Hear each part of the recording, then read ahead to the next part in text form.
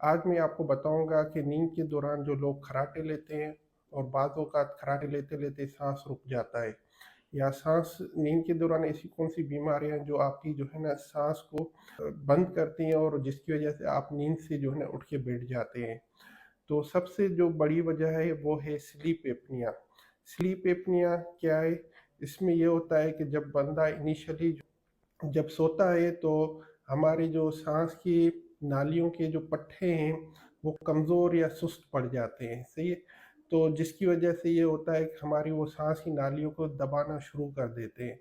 शुरुआत में तो लोगों को खर्राटे होते हैं पर आगे चल के वो जो है खर्राटे साँस का रुकावट में तब्दीली बन जाती है, जिसकी वजह से मरीज़ जैसे ही सोता है फिर एकदम से जो साँस रुक जाती है और उठ के बैठता है, फिर अगेन सोना शुरू कर देता है।